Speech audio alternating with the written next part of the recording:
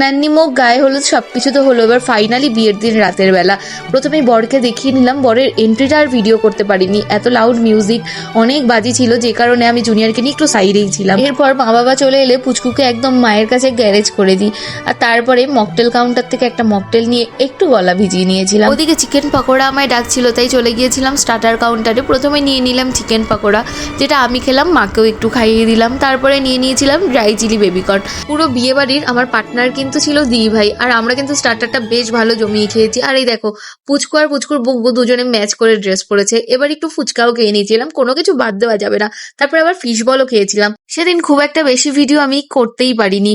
আর বিয়ে লগ্ন যেহেতু অনেকটা রাতে, আমরা খেতে বসে পড়েছিলাম বিয়ে শুরু হওয়ার আগেই। প্রথমেই পাতে পড়ে গিয়েছিল ফিশ ফ্রাইটা অর্ধেক করে বোনকে দিয়ে দিই, আর বাকিটুকু সস দিয়ে আমি খেয়ে নিয়েছিলাম। তারপরে নিয়েছিলাম বেবি নান, আর পনিরের কোনো একটা রেসিপি ছিল, যেটা খেতে ভীষণই সুন্দর ছিল। মেনুতে অনেক কিছুই ছিল, আমি এরপরে মাটন কষা আর পোলাওই খেয়েছিলাম। তারপরে সবকিছু স্কিপ করি, অনেকটাই রাত হয়ে যাওয়ায় আমরা বাড়ি ফিরে আসি। আর বাড়ি এসে দেখছি বিয়ের কনের সাথে কোনো ভিডিও ক্লিপসই নেওয়া হয়নি, সবশেষে কয়েকটা ফটো ক্লিপস অ্যাড করে দিলাম। তো চলো, বাই।